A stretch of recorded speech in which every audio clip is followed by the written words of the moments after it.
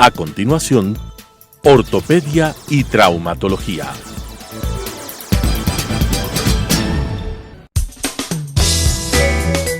Clasificación A.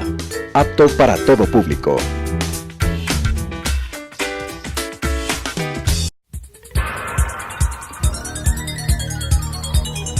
Las opiniones vertidas en este espacio por la producción y dirección del programa son de exclusiva responsabilidad de sus autores y de quienes intervienen en ellos.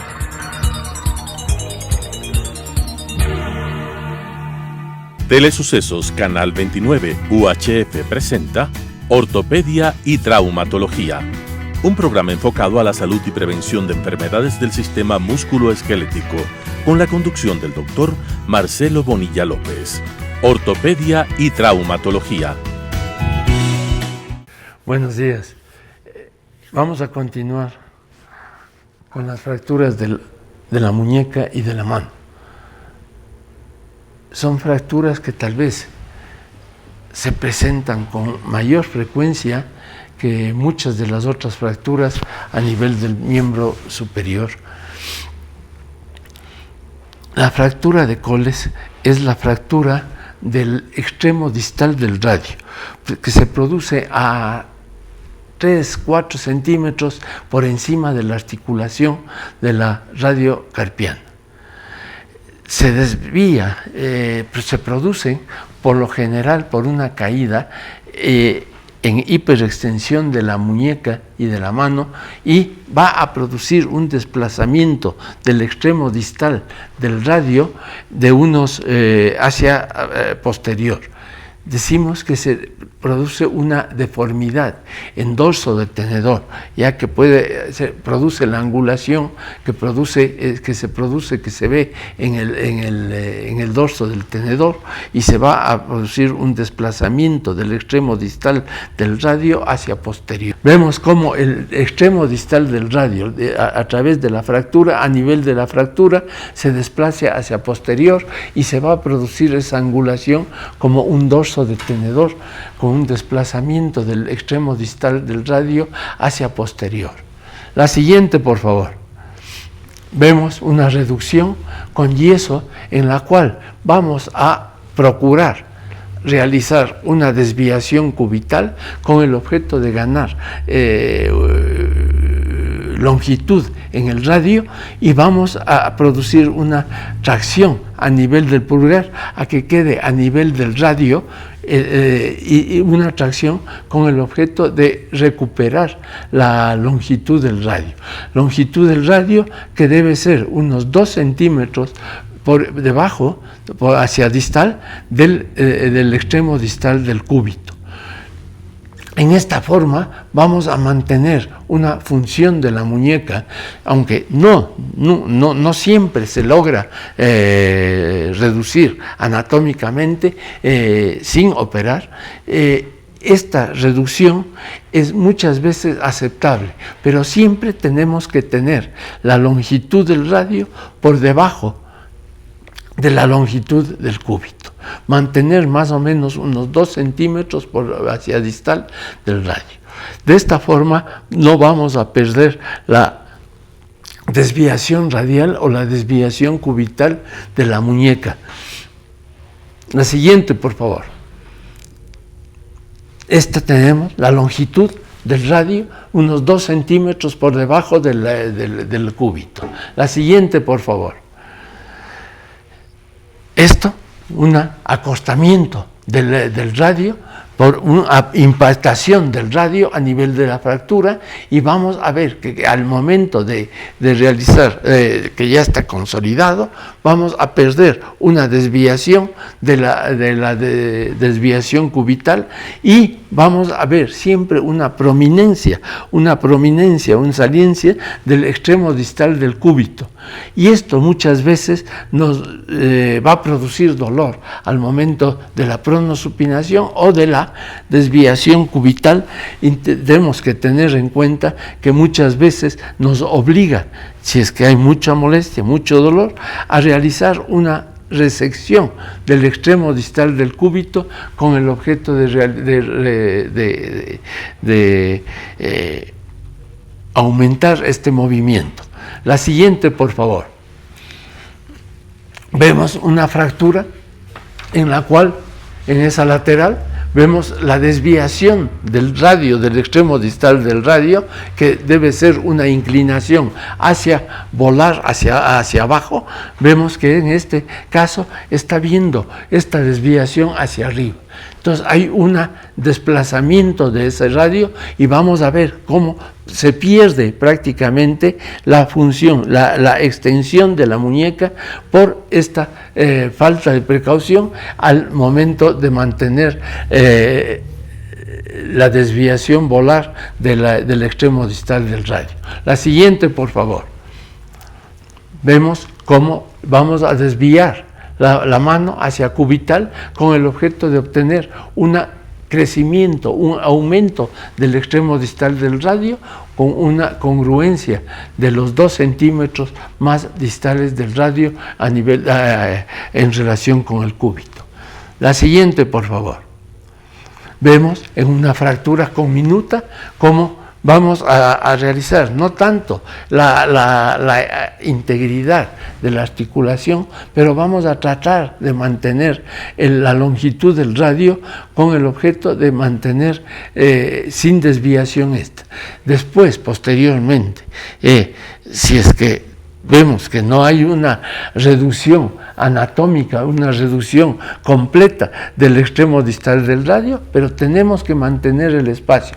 Y para eso hemos colocado un tutor externo ahí, desde el radio hasta el segundo radio, con el objeto de mantener la longitud del radio. La siguiente, por favor. Vemos una reducción en la cual se mantiene a la derecha una fractura de coles, una desviación dorsal. La siguiente, y vemos la reducción con el tutor externo y la congruencia de la articulación a nivel del radio con la desviación volar de este extremo distal. La siguiente, por favor. Vemos igual, ¿no? En esta no se ha logrado mantener la longitud del radio y vemos que la longitud se mantiene prácticamente al mismo nivel del cúbito. Una fractura conminuta, una fractura multifragmentaria del extremo distal del radio, en la cual no se ha logrado mantener la longitud adecuada, y vamos a ver cómo en el resultado. La siguiente, vemos en una fractura articular. La siguiente, una fractura articular ya curada, que se ha mantenido bien, en la cual ya hemos tenido no únicamente la reducción sin operar incruenta, sino que tenemos que realizar una reducción bajo intensificador de imágenes, y hemos colocado unos clavos percutáneos a través de la piel, con intensificador de imágenes, y vamos a mantener esta reducción. Vamos a unir los 2 fragmentos distales, y los 2 fragmentos distales le unimos hacia la diáfisis del radio. La siguiente, por favor. En estas fracturas conminutas, en estas fracturas multifragmentarias, muchas veces el exceso de callo óseo a nivel de la fractura nos va a producir un aumento de volumen en el canal carpiano, en el carpo, donde están prácticamente pasando todos los tendones extensores, tanto los profundos como los superficiales, y están pasando otros elementos, los flexores de la muñeca, y también está pasando el nervio cubital hacia el extremo interno, y en la parte media superficial está pasando el nervio mediano, y vemos cómo ahí en este esquema estamos demostrando cómo se produce un síndrome de túnel carpiano. Vemos cómo el nervio mediano está comprimido a este nivel porque ha aumentado, bien sea el callo óseo o bien sea ha aumentado de volumen los tendones flexores de la muñeca y de la mano, y estos van a comprimir contra la aponeurosis superficial, van a comprimirle al nervio mediano. Y muchas veces nos vemos obligados a tener que cortar, diseccionar esta bandeleta con el objeto de liberar al nervio mediano y evitar este trayecto doloroso hacia los dedos, de los 3 primeros dedos y la mitad externa del cuarto dedo. La siguiente, por favor. Vemos una fractura de coles ya curada y con una mantención del largo del radio en relación al cúbito adecuada. La siguiente, por favor. Muchas veces, cuando hay una desviación muy marcada hacia el lado radial, nos vemos obligados para dar mejor movilidad de flexoextensión, de pronosupinación y sobre todo de la desviación radial y cubital, nos vemos obligados a resecar, como en este caso, el extremo distal del cúbito para mantener el movimiento de esta articulación. La siguiente, por favor. Las fracturas de otro huesito, en este caso vemos una fractura del radio a nivel del carpo, a nivel del escafoides. Muchas veces también por una caída en hiperextensión de la muñeca, sobre todo pasando los 90, los 100 grados de extensión que tiene normalmente esta articulación, nos vemos que va a producirse una fractura del nivel.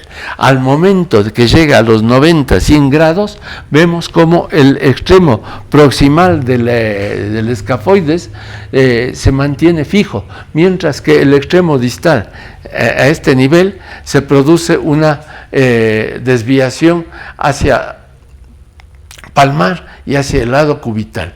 Esto produce la fractura de este escafoides. La siguiente, por favor. Esto nos va a llevar a un dolor intenso con los movimientos del pulgar. La reducción, muchas veces cuando se hace incruentamente, la realizamos con una flexión neutra de flexoextensión y una flexión neutra de desviación cubital, pero siempre vamos a inmovilizar el pulgar con el objeto, ya que al momento de movimiento del pulgar, sobre todo de la base del pulgar, vamos a ver cómo se produce un movimiento a nivel del extremo distal del escafoides. Entonces tenemos que inmovilizar el pulgar una vez que hemos realizado la reducción de este. Y si es que no se logra, la siguiente, por favor, no se logra una reducción adecuada, nos vemos obligados a operar y vamos a colocar un tornillo sin fin, prácticamente colocando que va a realizar una compresión a nivel del escafoides, como en este caso. Siguiente, por favor. Vemos un tornillo que está colocando ahí y muchas veces nos vemos obligados también a colocar un injerto óseo, muchas veces injerto óseo pediculado, sacando un pedacito del extremo distal del radio con músculo y le vamos a introducir ahí para mantener la circulación de este injerto óseo. La siguiente, por favor. Una fractura en una posición adecuada. La siguiente. Una fractura del escafoides. La siguiente, una fractura separada del extremo distal proximal de la siguiente, los metacarpianos. También vamos a dividirles en una fractura desplazadas y estables y no desestabilizadas. Vemos una fractura de la diáfisis, en la diáfisis, y vemos también una fractura a nivel de la base y a nivel de las cabezas, del cuello y de las cabezas de los metatarsianos. La siguiente, por favor. Vemos también en la base, ¿no?, sobre todo a nivel del primer radio, del primer dedo, del pulgar, vamos a ver una luxofractura de Bennett, en la cual se ha producido un desprendimiento de un fragmento pequeñito y se ha producido también una luxación del pulgar. Vamos a ver la siguiente, ¿no? Nos vemos una vez que se ha reducido, una vez incruentamente, se coloca un yeso y se mantiene la siguiente. También una fractura multifragmentaria a este nivel. La siguiente, una fractura multifragmentaria también, de él, adelante.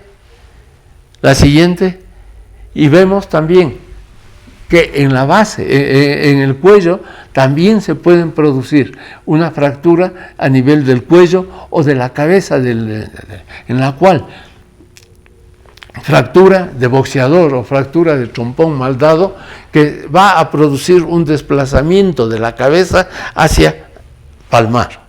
Va a desplazarse hacia abajo y va a producir una pérdida. Al momento de hacer un puño, va a perderse, no va a aparecer las cabezas del metatarsiano y vamos a ver cómo vamos a producir una reducción. Flexionando los dedos y empujando desde el dedo hacia la mano y vamos a inmovilizar con una flexión de estos dedos. La siguiente, por favor. Vemos una fractura del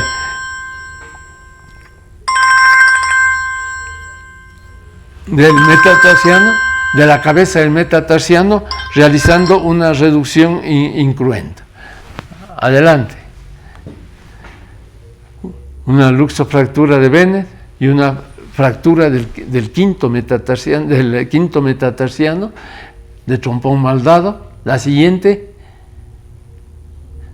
Y vamos a tratar de inmovilizar, bien sea con un clavo, con un clavito percutáneo o con una placa, colocando a nivel del cuello del metatarsiano o de la base del primer metatarsiano,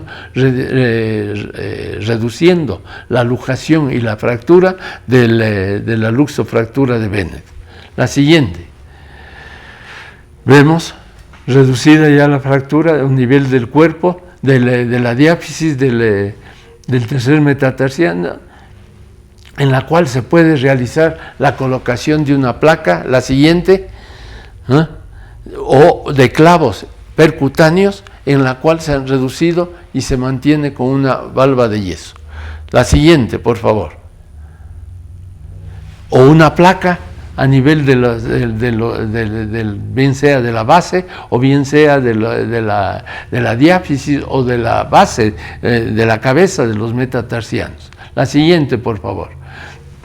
También a nivel de las falanges, de la misma forma en esta, la siguiente, vamos a realizar una reducción de las fracturas y vamos a colocar bien sea clavitos percutáneos o vamos a colocar una placa con mini tornillos o reducir únicamente con tornillos interóseos, realizando una compresión a nivel del foco de fractura. De esta forma van a curar las fracturas.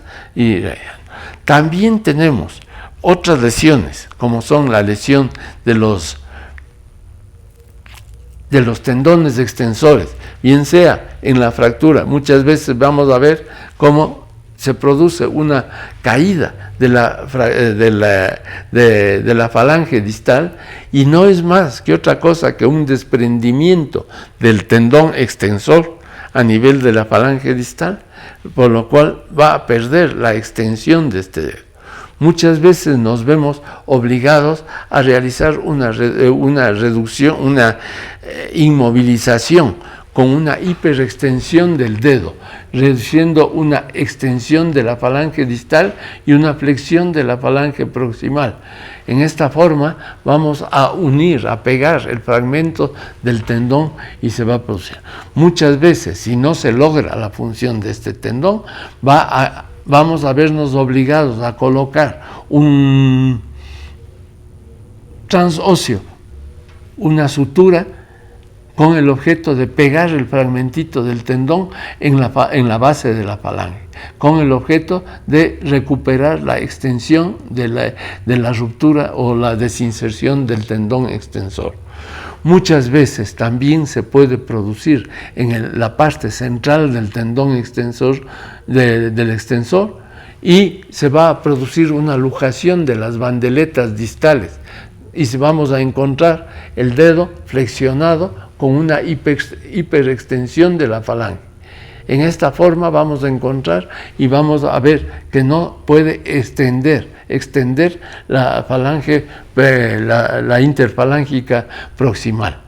Nos vemos muchas veces también a producir una inmovilización con una extensión del dedo, o nos vemos obligados a suturar el tendón del extensor. Entonces, de esta forma, tenemos estas lesiones que tal vez son las más frecuentes, las que hemos visto tanto en fracturas óseas de los distintos huesos del miembro superior, como las fracturas de los tendones a nivel de la mano. En la próxima semana, vamos a empezar con las fracturas y las lesiones más frecuentes que se presentan en el miembro inferior. De esta forma veremos todo eso. Muchas gracias y lo esperamos la próxima semana.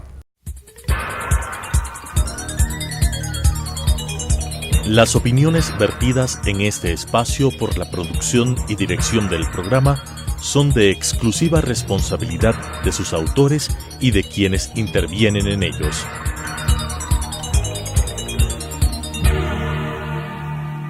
Telesucesos Canal 29 UHF presentó Ortopedia y Traumatología, un programa enfocado a la salud y prevención de enfermedades del sistema músculo-esquelético, con la conducción del doctor Marcelo Bonilla López.